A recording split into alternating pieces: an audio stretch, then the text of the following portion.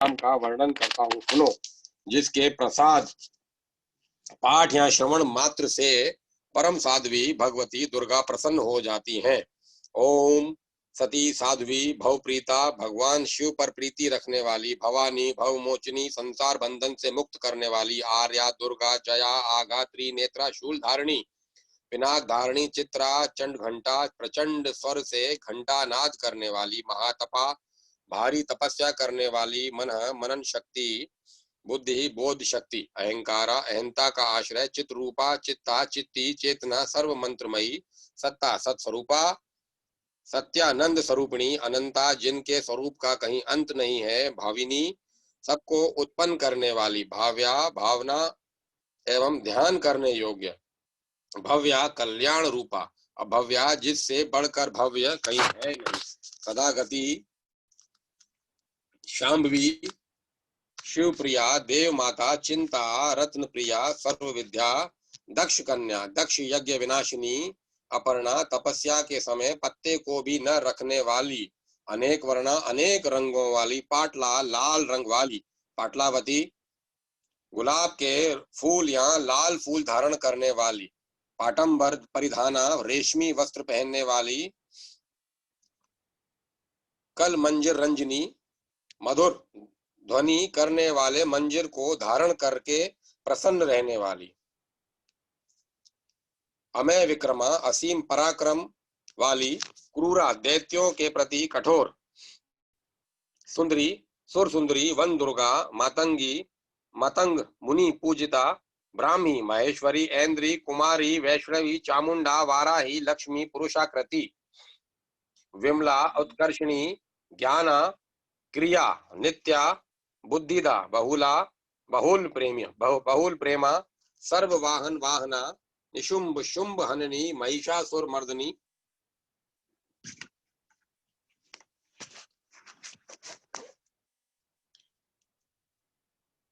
मधु केटव हंत्री, चंड मुंड विनाशिनी, सर्वासुर विनाशना, सर्व दानव घातनी, सर्व शास्त्रमयी, सत्या, सर्व शस्त्र धारणी, अनेक शस्त्र हस्ता, अनेक शस्त्र धारणी, कौमारी, एक कन्या, केशोरी, युवती, यति, अप्रोणा, प्रोणा, वृद्ध माता, बलप्रदा, महोदरी, मुक्त केशी, घोर रूपा, महाबला, अग्नि ज्वाला, रौद्रमुखी, काल रात्रि, तपस्विनी, नारायणी, भद्रकाली, विष्णु माया, जलोधरी, शिवदूती, कराली, अनंता, विनाश रहिता, परमेश्वरी, कात्यायनी, सावित्री, प्रत्यक्षा, ब्रह्मवादिनी, देवी पार्वती, जो प्रतिदिन दुर्गा जी के इस अष्टोत्तर शत नाम का पाठ करता है, उसके लिए तीनों लोकों में कुछ भी असाध्याय नहीं है। वह धन धान्य पुत्र स्त्री घोड़ा हाथी धर्म आदि चार पुरुषार्थों तथा अंत में सनातन मुक्ति भी प्राप्त कर लेता है। कुमारी का पूजन और देवी सुरेश्वरी का ध्यान करके पराभक्ति के साथ उनका पूजन करे, फिर अष्टोत्तर शत नाम का पाठ आरंभ करे। देवी जो ऐसा करता है उसे सब श्रेष्ठ देवताओं से भी सिद्धि प्राप्त होती है। राजा उसके दास हो जाते हैं, वह राजलक्ष्मी को प्राप्त कर लेता है। गोरोचन, लाक्षा, कुमकुम, सिंदूर, कपूर, घी अथवा दूध, चीनी और मधु, इन वस्तुओं को एकत्र करके इनसे विधि पूर्वक यंत्र लिखकर जो विधिज्ञ पुरुष सदा उस यंत्र को धारण करता है, वह शिव के तुल्य मोक्ष रूप हो जाता है। भौमवती अमावस्या की आधी रात में जब चंद्रमा शत भिक्षा नक्षत्र पर हो, उस समय इस स्तोत्र को लिखकर या उसका पाठ करता है, वह संपत्तिशाली होता है।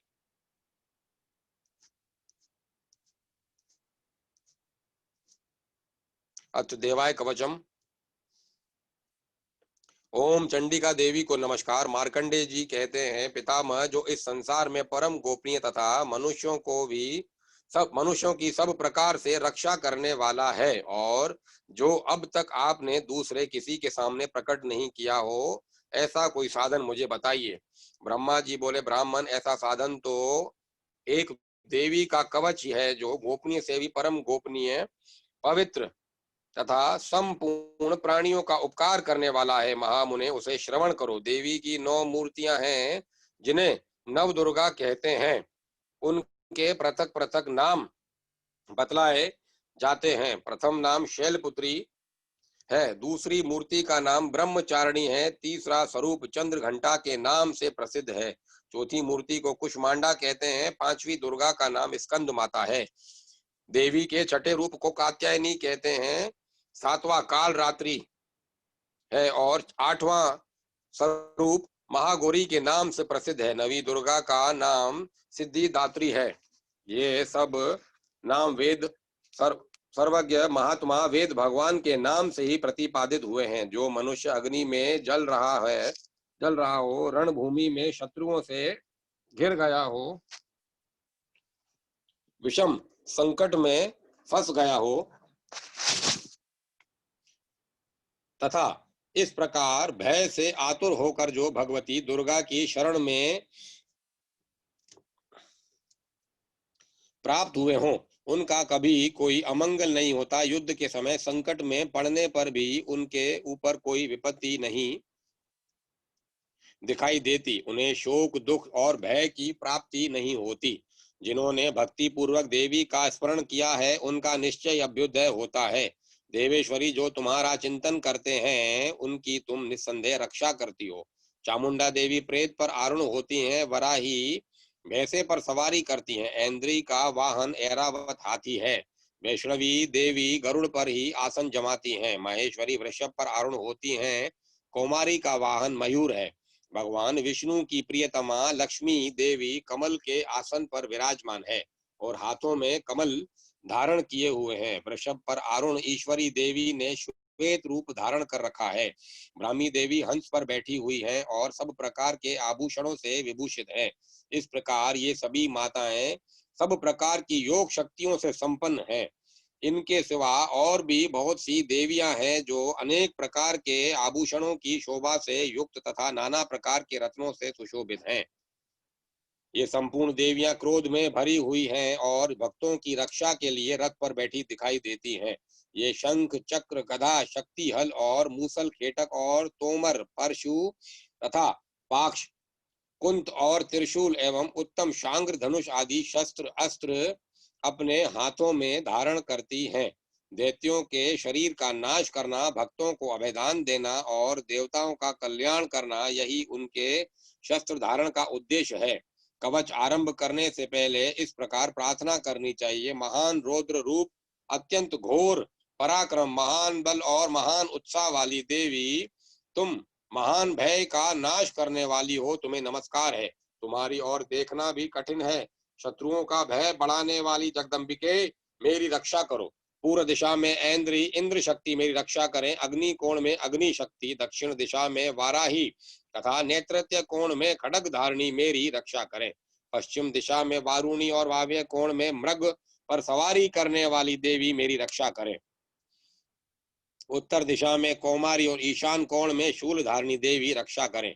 ब्राह्मणी, तुम ऊपर की ओर से मेरी रक्षा करो और वैष्णवी देवी नीचे की ओर से मेरी रक्षा करें। इसी प्रकार शव को अपना वाहन बनाने वाली चामुंडा देवी दसों दिशाओं में मेरी रक्षा करें। जया आगे से और विजया पीछे की ओर से मेरी रक्षा करें। वाम भाग में अजीता और दक्षिण भाग में अपराजिता रक्षा करें।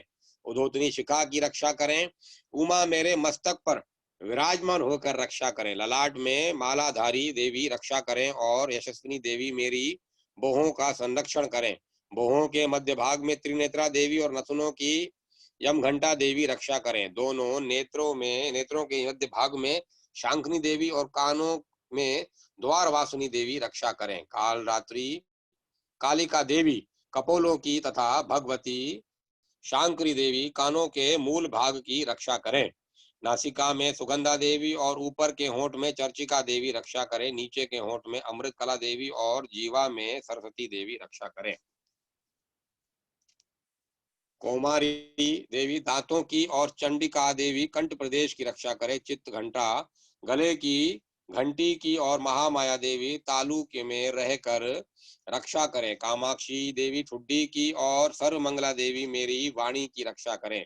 भद्रकाली देवी ग्रीवा में और धनुर्धरी देवी पुष्टवंश मेरुदंड में रहकर रक्षा करें। कंठ के बाहरी भाग में नील गिरवा और कंठ की नली में नलकुबरी देवी रक्षा करे। दोनों कंधों में खड़गनी देवी और मेरी दोनों भुजाओं की वज्रधारिणी देवी रक्षा करें। दोनों हाथों में दंडनी देवी और उंगलियों में अंबिका देवी रक्षा करें। शुलेश्वरी देवी नखों की रक्षा करें और कुलेश्वरी देवी कुक्षी पेट में रहकर रक्षा करें। महादेवी दोनों स्तनों की और शोक विनाशिनी देवी मन की रक्षा करें। ललिता देवी हृदय में और शूलधारिणी देवी उदर में रहकर रक्षा करें।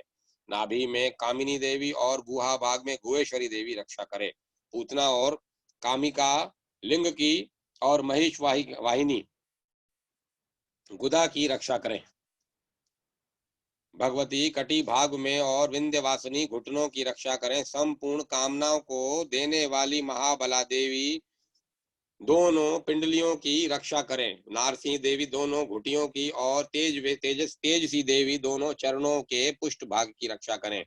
श्री देवी पैरों की उंगलियों में और तलवासिनी देवी पैरों के तलुओं में रहकर रक्षा करें। अपनी दाढ़ों के कारण भयंकर दिखाई देने वाली दुष्ट कराली देवी नखों की और उधर केशनी देवी केशों की रक्षा करें। रोम वलियों के छिद्रों में कोबेरी देवी और त्वचा की वागेश्वरी देवी रक्षा करें। पार्वती देवी रक्त मजा वसा मांस हड्डी और मेद की रक्षा करें। आंतों की काल रात्रि और पित्त की मुक्तेश्वरी रक्षा करें। मूलाधार आदि कमल कोशों में पद्मावती देवी और कफ में चूड़ामणि देवी स्थित होकर रक्षा करें। नख के तेज की ज्वालामुखी रक्षा करें। जिसका किसी भी अस्त्र से भेदन नहीं हो सकता, वह अभेदा देवी शरीर की समस्त संधियों में रहकर रक्षा करें। ब्राह्मणी देवी आप मेरे वीर की रक्षा करें। छत्रेश्वरी देवी छाया की और धर्म धारिणी देवी मेरे अहंकार मन और बुद्धि की रक्षा करें। हाथ में वज्र धारण करने वाली वज्रहस्ता देवी मेरे प्राण अपान व्यान उदान और समान वायु की रक्षा करें। कल्याण से शोभित होने वाली भगवती कल्याण शोभना मेरे प्राण की रक्षा करें। रस रूप गंध शब्द और स्पर्श इन विषयों का अनुभव करते समय योगिनी देवी रक्षा करें तथा सतव गुण रजोगुण और तमोगुण की रक्षा सदा नारायणी देवी करें।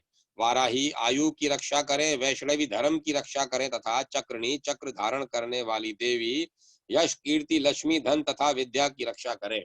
इंद्राणी आप मेरे गोत्र की रक्षा करें। चंडिके तुम मेरे पशुओं की रक्षा करो। महालक्ष्मी देवी पुत्रों की रक्षा करें और भैरवी देवी पत्नी की रक्षा करें। मेरे पथ की सुपथा देवी और मार्ग की क्षेमकरी देवी रक्षा करें।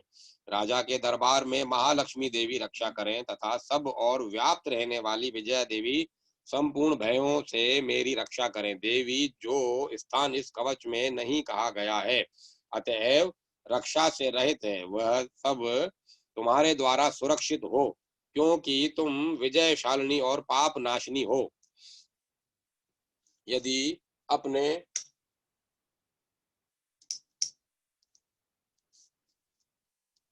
अपने शरीर का भला चाहे तो मनुष्य बिना कवच के कहीं एक पग भी न जाए। कवच का पाठ करके ही यात्रा करे। कवच के द्वारा सब ओर से सुरक्षित मनुष्य जहां जहां भी जाता है वहां वहां उसे धन लाभ होता है तथा संपूर्ण कामनाओं की सिद्धि करने वाली विजय की प्राप्ति होती है। वह जिस जिस अभिष्ट वस्तु का चिंतन करता है उसको निश्चय ही प्राप्त कर लेता है। वह पुरुष इस पृथ्वी पर तुलना रहित महान ऐश्वर्य का भागी होता है। कवच से सुरक्षित मनुष्य निर्भय हो जाता है। युद्ध में उसकी पराजय नहीं होती तथा वह तीनों लोकों में पूजनीय होता है। देवी का यह कवच देवताओं के लिए भी दुर्लभ है। जो प्रतिदिन नियम पूर्वक तीनों संध्याओं के समय श्रद्धा के साथ इसका पाठ करता है उसे देवी कला प्राप्त होती है तथा वह तीनों लोकों में कहीं भी पराजित नहीं होता। इतना ही नहीं, वह अब मृत्यु से रहित हो 100 से भी अधिक वर्षों तक जीवित रहता है। मकड़ी चेचक और कोढ़ आदि उसकी संपूर्ण व्याधियां नष्ट हो जाती हैं। कनेर भांग अफीम धतूरे आदि का स्थावर विष सांप और बिच्छू आदि के काटने से चढ़ा हुआ जगम विष तथा अहिफेन और तेल के संयोग आदि से बनने वाला कृत्रिम विष, ये सभी प्रकार के विष दूर हो जाते हैं। उसका कोई असर नहीं होता। इस पृथ्वी पर मारण मोहन जितने अभिचारिक प्रयोग होते हैं तथा इस प्रकार के जितने मंत्र यंत्र होते हैं वे सब इस कवच को हृदय में धारण कर लेने पर उस मनुष्य को देखते ही नष्ट हो जाते हैं। ये ही नहीं, पृथ्वी पर विचरने वाले ग्राम देवता, आकाशचारी देव, विशेष जल के संबंध से प्रकट होने वाले गण, उपदेश मात्र से सिद्ध होने वाले निम्न कोटि के देवता, अपने जन्म के साथ प्रकट होने वाले देवता, कुल देवता, माला, कंठमाला आदि, डाकनी, शाकनी, अंतरिक्ष में विचरने वाली अत्यंत बलवती भयानक डाकनियां, ग्रह, भूत, पिशाच, यक्ष, गंधर्व, राक्षस, ब्रह्म राक्षस, बेताल, कुष्मांड और भैरव आदि अनिष्ट कारक देवता भी हृदय में कवच धारण किए रहने पर उस मनुष्य को देखते ही भाग जाते हैं। कवचधारी पुरुष को राजा से सम्मान वृद्धि प्राप्त होती है। यह कवच मनुष्य के तेज की वृद्धि करने वाला और उत्तम है। कवच का पाठ करने वाला पुरुष अपनी कीर्ति से विभूषित भूतल पर अपने सुयश के साथ साथ वृद्धि को प्राप्त होता है। जो पहले कवच का पाठ करके उसके बाद सप्तशती चंडी का पाठ करता है, उसकी जब तक वन पर्वत और कारणों सहित यह पृथ्वी टिकी रहती है तब तक यहाँ पुत्र पौत्र आदि संतान परंपरा बनी रहती है। फिर देह का अंत होने पर वह पुरुष भगवती महामाया के प्रसाद से उस नित्य परम धाम को प्राप्त होता है जो देवताओं के लिए भी दुर्लभ है। वह सुंदर दिव्य रूप धारण करता है और कल्याण में शिव के साथ आनंद का भागी होता है। अथा अगला स्तोत्रम। ओम चंडिका देवी को नमस्कार। मार्कंडे जी कहते हैं, जयंती, मंगला, काली, भद्रकाली, कपालिनी, दुर्गा, क्षमा, शिवा, धात्री, स्वाहा और स्वधा, इन नामों से प्रसिद्ध जगदम्बिके तुम्हें मेरा नमस्कार हो। देवी चंड चामुंडे तुम्हारी जय हो। संपूर्ण प्राणियों की पीड़ा हरने वाली देवी तुम्हारी जय हो। सब में व्याप्त रहने वाली देवी तुम्हारी जय हो। काल रात्रि तुम्हें नमस्कार हो। मधु और केटव को मारने वाली तथा ब्रह्मा जी को वरदान देने वाली देवी तुम्हें नमस्कार है। तुम मुझे रूप आत्म स्वरूप का ज्ञान दो। जय, मोह पर विजय दो। यश, मोह विजय और ज्ञान प्राप्ति रूप यश दो। और काम क्रोध आदि शत्रुओं का नाश करो। महिषासुर का नाश करने वाली तथा भक्तों को सुख देने वाली देवी तुम्हें नमस्कार है। तुम रूप दो, जय दो, यश दो और मेरे काम क्रोध आदि शत्रुओं का नाश करो। रक्त बीज का वध और चंड मुंड का विनाश करने वाली देवी तुम रूप दो, जय दो, यश दो और मेरे काम क्रोध आदि शत्रुओं का नाश करो। शुंभ और निशुंभ तथा धूम्रलोचन का मर्दन करने वाली देवी तुम रूप दो, जय दो, यश दो और काम क्रोध आदि शत्रुओं का नाश करो। सबके द्वारा वंदित युगल चरणों वाली तथा संपूर्ण सौभाग्य प्रदान करने वाली देवी तुम रूप दो, जय दो, यश दो और मेरे काम क्रोध आदि शत्रुओं का नाश करो। देवी तुम्हारे रूप और चरित्र अचिंत्य हैं। तुम समस्त शत्रुओं का नाश करने वाली हो। रूप दो, जय दो, यश दो और मेरे काम क्रोध आदि शत्रुओं का नाश करो। पापों को दूर करने वाली चंडिके, जो भक्ति पूर्वक तुम्हारे चरणों में सर्वदा मस्तक झुकाते हैं, उन्हें रूप दो, जय दो, यश दो और उनके काम क्रोध आदि शत्रुओं का नाश करो। रोगों का नाश करने वाली चंडिके, जो भक्ति पूर्वक तुम्हारी स्तुति करते हैं, उन्हें रूप दो, जय दो, यश दो और उनके काम क्रोध आदि शत्रुओं का नाश करो। चंडिके, इस संसार में जो भक्ति पूर्वक तुम्हारी पूजा करते हैं, उन्हें रूप दो, जय दो, यश दो और उनके काम क्रोध आदि शत्रुओं का नाश करो। मेरे सौभाग्य और आरोग्य, मुझे सौभाग्य और आरोग्य दो, परम सुख दो, रूप दो, जय दो, यश दो और मेरे काम क्रोध आदि शत्रुओं का नाश करो। जो मुझसे द्वेष रखते हो उनका नाश और मेरे बल की वृद्धि करो। रूप दो, जय दो, यश दो और मेरे काम क्रोध आदि शत्रुओं का नाश करो। मेरा कल्याण करो, मुझे उत्तम संपत्ति प्रदान करो। रूप दो, जय दो, यश दो और मेरे काम क्रोध आदि शत्रुओं का नाश करो। अंबिके, देवता और असुर दोनों ही अपने माथे के मुकुट की मणियों को तुम्हारे चरणों पर घिसते रहते हैं। तुम रूप दो, जय दो, यश दो और काम क्रोध आदि शत्रुओं का नाश करो। तुम अपने भक्त जनों को विद्वान, यशस्वी और लक्ष्मीवान बनाओ तथा रूप दो, जय दो, यश दो और उसके काम क्रोध आदि शत्रुओं का नाश करो।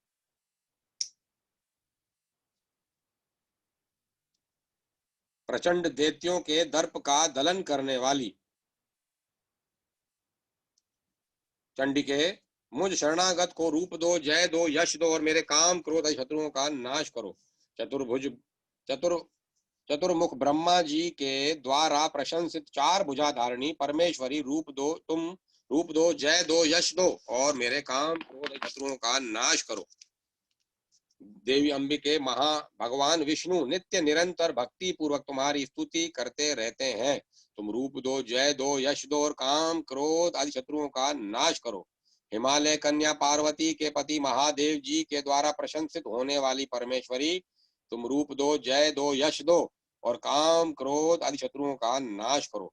शचीपति इंद्र के द्वारा सद्भाव से पूजित होने वाली परमेश्वरी, तुम रूप दो, जय दो, यश दो और काम क्रोध आदि शत्रुओं का नाश करो। प्रचंड भुज दंडों वाले दैत्यों का घमंड चूर करने वाली देवी, तुम रूप दो, जय दो, यश दो और काम क्रोध आदि शत्रुओं का नाश करो। देवी अंबिके, तुम अपने भक्तजनों को सदा असीम आनंद प्रदान करती रहती हो। मुझे रूप दो, जय दो, यश दो और मेरे काम क्रोध आदि शत्रुओं का नाश करो। मन की इच्छा के अनुसार चलने वाली मनोहर पत्नी प्रदान करो, जो दुर्गम संसार सागर से तारने वाली तथा उत्तम कुल में उत्पन्न हुई हो। जो मनुष्य इस स्तोत्र का पाठ करके सप्तशती रूपी महास्तोत्र का पाठ करता है, वह सप्तशती की जब संख्या से मिलने वाले श्रेष्ठ फल को प्राप्त होता है, साथ ही वह प्रचुर संपत्ति भी प्राप्त कर लेता है।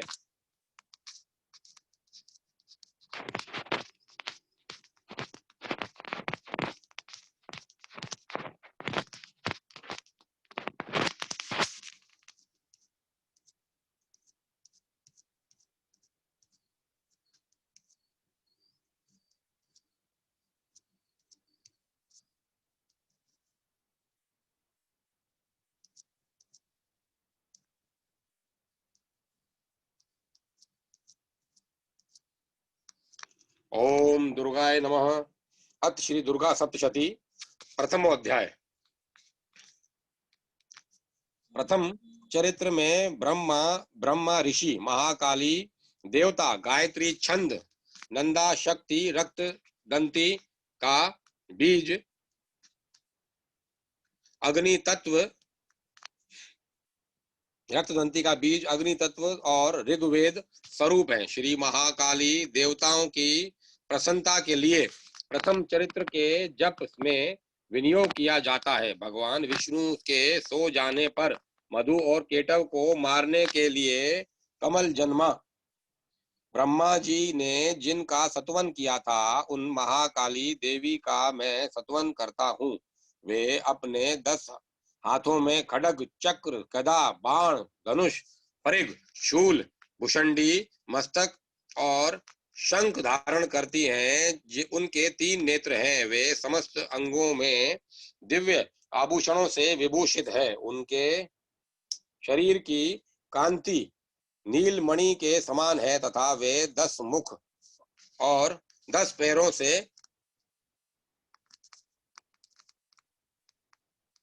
युक्त है।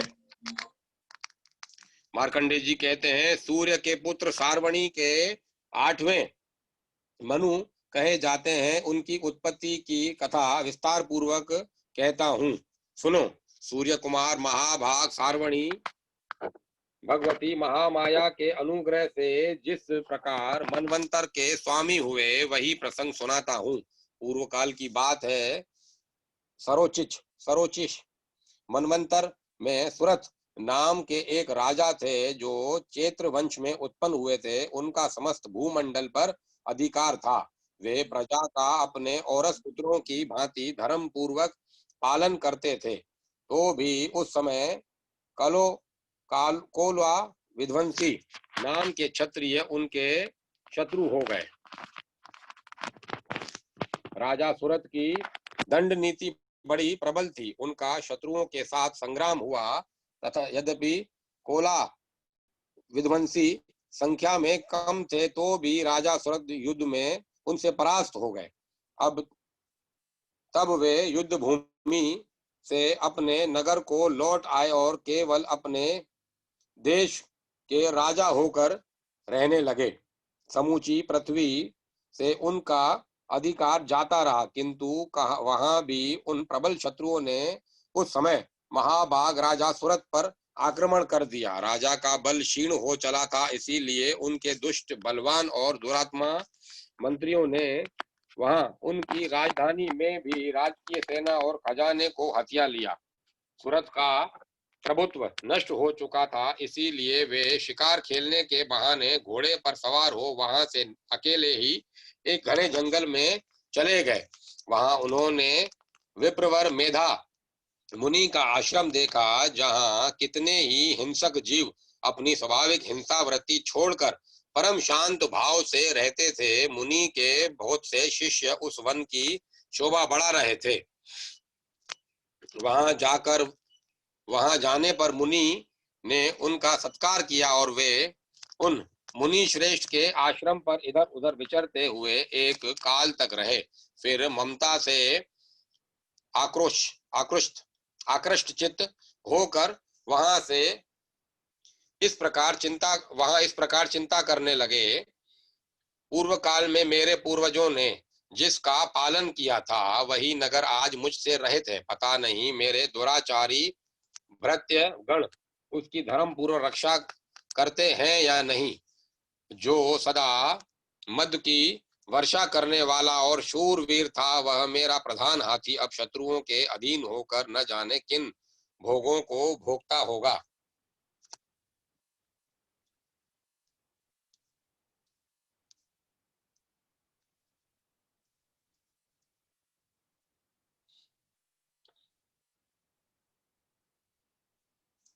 जो लोग मेरी कृपा, धन और भोजन पाने से सदा मेरे पीछे पीछे चलते थे, वे निश्चय ही अब दूसरे राजाओं का अनुसरण करते होंगे। अब उन अपव्ययों लोगों के द्वारा सदा खर्च होते रहने के कारण अत्यंत कष्ट से जमा किया हुआ मेरा वह खजाना खाली हो जाएगा।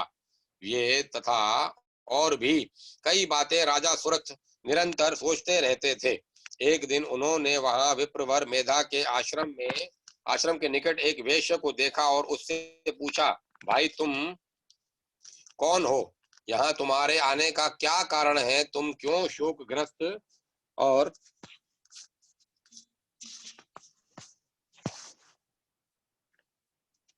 तुम क्यों शोकग्रस्त और अनमने से दिखाई देते हो? राजा सूरत का यह प्रेम पूर्वक कहा हुआ वचन सुनकर वैश्य ने विनीत भाव से उन्हें प्रणाम करके कहा।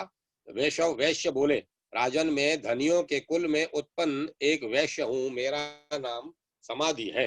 मेरे दुष्ट स्त्री पुत्रों ने धन के लोभ से मुझे घर से निकाल दिया है। मैं इस समय धन, स्त्री और पुत्रों से वंचित हूँ। मेरे विश्वसनीय बंधुओं ने मेरा ही धन लेकर मुझे दूर कर दिया है, इसीलिए दुखी होकर मैं वन में चला आया हूँ। यहाँ रहकर मैं इस बात को नहीं जानता कि मेरे पुत्रों की, स्त्री की और स्वजनों की कुशल है या नहीं। इस समय घर में वे कुशल से रहते हैं अथवा उन्हें कोई कष्ट है। ये मेरे पुत्र कैसे हैं? क्या वे सदाचारी हैं? क्या वे सदाचारी हैं अथवा दुराचारी हो गए हैं? राजा ने पूछा, जिन लोभी स्त्री पुत्र आदि ने धन के कारण तुम्हें घर से निकाल दिया, उनके प्रति तुम्हारे चित्त में इतना स्नेह का बंधन क्यों है? वैश्य बोला, आप मेरे विषय में जैसी बात कहते हैं वह सब ठीक है, किंतु क्या करूं, मेरा मन निष्ठुरता नहीं धारण करता। जिन्होंने धन के लोभ में पड़कर पिता के प्रति स्नेह, पति के प्रति प्रेम तथा आत्मीय जनों के प्रति अनुराग को तिलांजलि दे मुझे घर से निकाल दिया, उन्हीं के प्रति मेरे हृदय में इतना स्नेह है। महामते, गुणहीन बंधुओं के प्रति भी जो मेरा चित्त इस प्रकार प्रेम मग्न हो रहा है, यह क्या है? इस बात को मैं जानकर भी नहीं जान पाता। उनके लिए मैं लंबी सांसें ले रहा हूँ और मेरा मन, हृदय अत्यंत दुखित हो रहा है। उन लोगों के प्रेम का सर्वथा अभाव है। उन लोगों में प्रेम का सर्वथा अभाव है, तो भी उनके प्रति मेरा जो मेरा मन निष्ठुर नहीं हो पाता, इसके लिए क्या करूं? मार्कंडेय जी कहते हैं, ब्राह्मण तदंतर राजाओं में श्रेष्ठ सुरत और वह समाधि नामक वैश्य दोनों साथ साथ मेधा मुनि के सेवा में उपस्थित हुए और उनके साथ यथा योग्य न्यायोनुकूल विनयपूर्ण बर्ताव करके बैठे। तत्पश्चात वैश्य और राजा ने कुछ वार्तालाप आरंभ किया। राजा ने कहा, भगवान, मैं आपसे एक बात पूछना चाहता हूँ, उसे बताइए। मेरा चित्त अपने अधीन न होने के कारण वह बात मेरे मन को बहुत दुख देती है। जो राज्य मेरे हाथ से चला गया है उसमें और उसके संपूर्ण अंगों में मेरी ममता बनी हुई है। मुनि श्रेष्ठ, यह जानते हुए भी कि वह अब मेरा नहीं है, अज्ञानियों की भांति मुझे उसके लिए दुख होता है। यह क्या है? इधर वह वैश्य भी घर से अपमानित होकर इधर यह वैश्य भी घर से अपमानित होकर आया है। इसके पुत्र स्त्री और भृत्यों ने इसे छोड़ दिया है, सज्जनों ने भी इसका परित्याग कर दिया है, तो भी यह उनके प्रति अत्यंत हार्दिक स्नेह रखता है। इस प्रकार यह तथा मैं दोनों ही बहुत दुखी हैं। जिसमें प्रत्यक्ष दोष देखा गया है उस विषय के लिए भी हमारे मन में ममता जनित आकर्षण पैदा हो रहा है। महाभाग, हम दोनों समझदार हैं, तो भी हम में जो मोह पैदा हुआ है वह क्या है? विवेक शून्य पुरुष की भांति मुझ में और इसमें भी यह मूढ़ता प्रत्यक्ष दिखाई देती है। ऋषि बोले, महाभाग, विषय मार्ग का ज्ञान सब जीवों को है। इसी प्रकार विषय भी सबके लिए अलग अलग है। कुछ प्राणी दिन में नहीं देखते और दूसरे रात में नहीं देखते, तथा कुछ जीव ऐसे हैं जो दिन और रात्रि में बराबर ही देखते हैं। यह ठीक है कि मनुष्य समझदार होते हैं, किंतु केवल वे ही ऐसे नहीं होते। पशु पक्षी और मृग आदि सभी प्राणी समझदार होते हैं। मनुष्यों की समझ भी वैसी ही होती है जैसी उन मृग और पक्षियों की होती है, तथा जैसी मनुष्यों की होती है वैसी ही उन मृग पक्षियों आदियों की होती है, तथा यह तथा अन्य बातें भी प्राय दोनों में समान ही है। समझ होने पर भी इन पक्षियों को तो देखो, ये स्वयं भूख से पीड़ित होते हुए भी मोहवश बच्चों की चोंच में कितने चाव से अन्न के दाने डाल रहे हैं। नरश्रेष्ठ, तो क्या तुम नहीं देखते कि ये मनुष्य समझदार होते हुए भी लोभवश अपने किए हुए उपकार का बदला पाने के लिए पुत्रों की अभिलाषा करते हैं? यद्यपि उन सब में समझ की कमी नहीं है, तथापि वे संसार की स्थिति, जन्म मरण की परंपरा बनाए रखने वाले भगवती महामाया के प्रभाव द्वारा ममता में भंवर से युक्त मोह के गहरे गर्त में गिराए गए हैं। इसीलिए इसमें आश्चर्य नहीं करना चाहिए। जगदीश्वर भगवान विष्णु की योग निद्रा रूपा जो भगवती महामाया है, उन्हीं से यह जगत मोहित हो रहा है। वे भगवती महामाया देवी ज्ञानियों के भी चित्त को बलपूर्वक खींचकर मोह में डाल देती है। वे ही इस संपूर्ण चराचर जगत की सृष्टि करती है, तथा वे ही प्रसन्न होने पर मनुष्यों को मुक्ति के लिए वरदान देती है। वे ही पराविद्या, संसार बंधन और मोक्ष की हेतु भूता सनातन देवी तथा संपूर्ण ईश्वरों की भी अधीश्वरी है। राजा ने पूछा, भगवान, जिन्हें आप महामाया कहते हैं वे देवी कौन है? ब्राह्मण, उनका आविर्भाव कैसे हुआ तथा उनके चरित्र कौन कौन है? देवता ब्रह्म वेत्ताओं में श्रेष्ठ महर्षि उन देवी का जैसा प्रभाव हो, जैसा स्वरूप हो और जिस प्रकार प्रादुर्भाव हुआ हो, वह सब मैं आपके मुख से सुनना चाहता हूँ। ऋषि बोले, राजन, वास्तव में तो वे देवी नित्य स्वरूपा ही हैं। संपूर्ण जगत उन्हीं का स्वरूप है तथा उन्होंने समस्त विषय को व्याप्त कर रखा है, तथापि उनका प्राकट्य अनेक प्रकार से होता है। वह मुझसे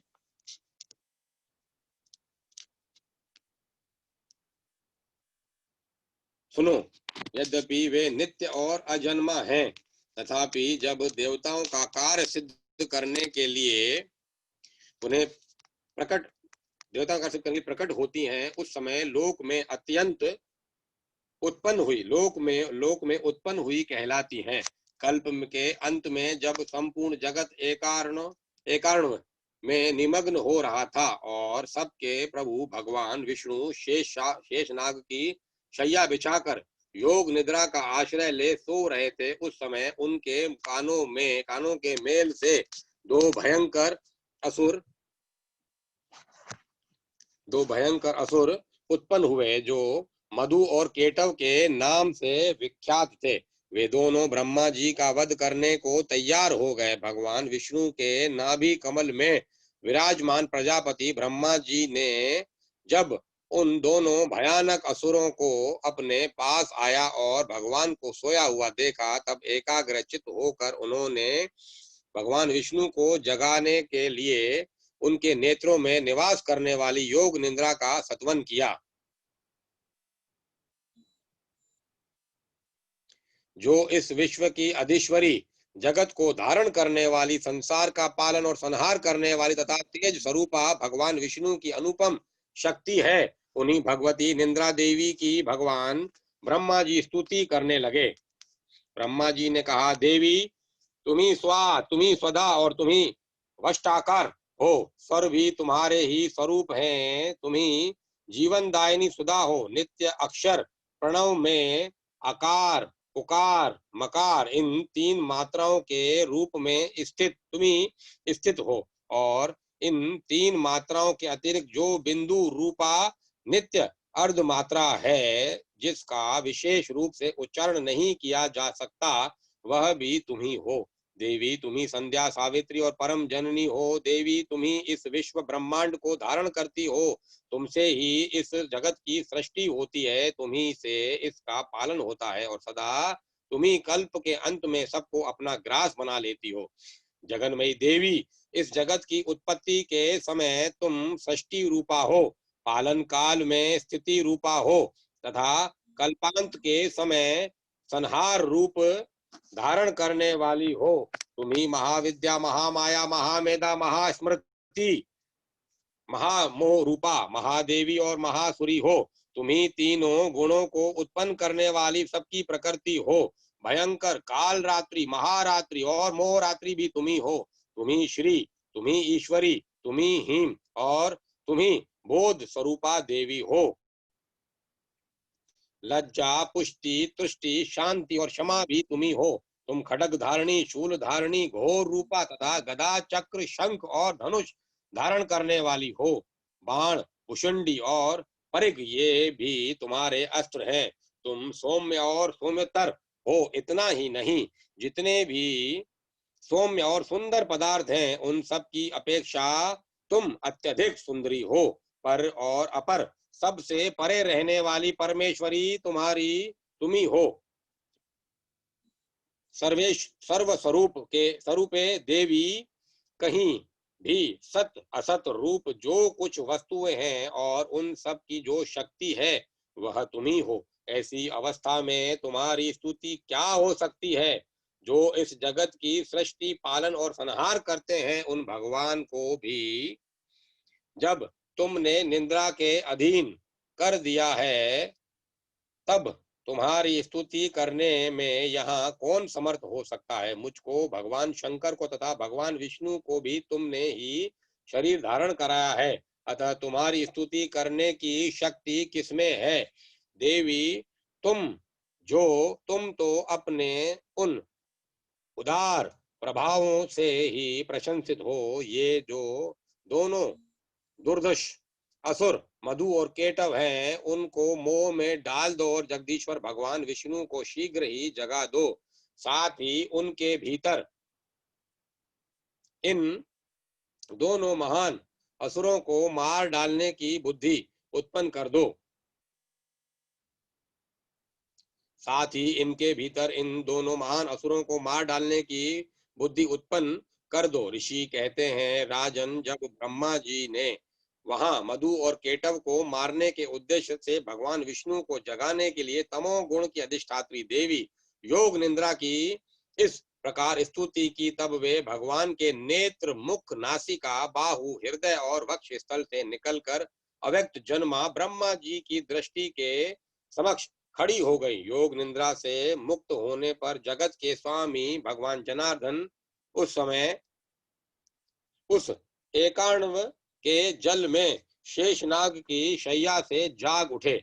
फिर उन्होंने उन दोनों असुरों को देखा और वे दुरात्मा मधु और केटव अत्यंत बलवान तथा पराक्रमी थे और क्रोध से लाल आंखें किए ब्रह्मा जी को खा जाने के लिए उद्योग कर रहे थे। तब भगवान श्री हरि ने उठकर उन दोनों के साथ 5000 वर्षों तक केवल बाहु युद्ध किया। वे दोनों ही अत्यंत बल के कारण उन्मुक्त हो रहे थे।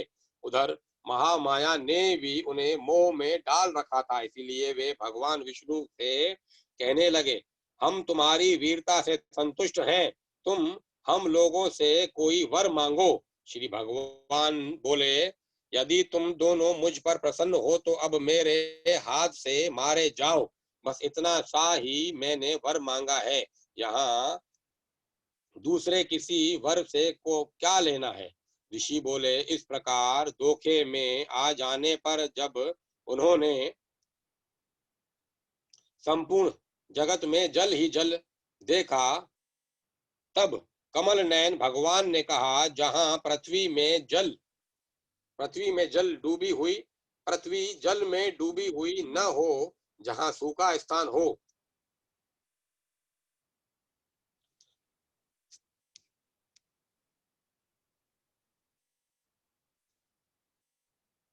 ऋषि कहते हैं, इस प्रकार धोखे में आ जाने पर जब उन्होंने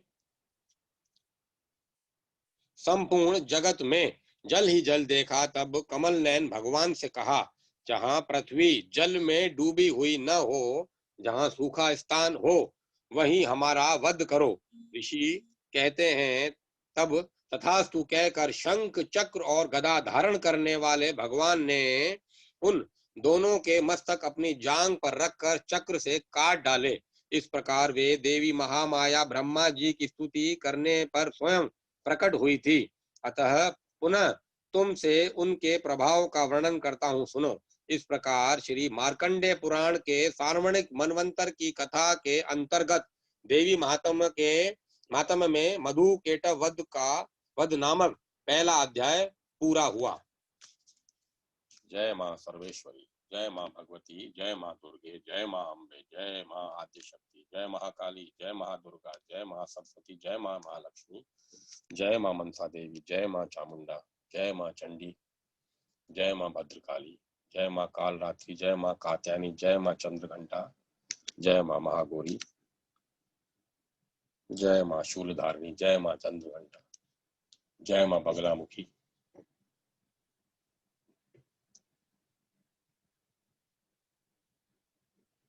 जय जय जय जय मां, जय मां, जय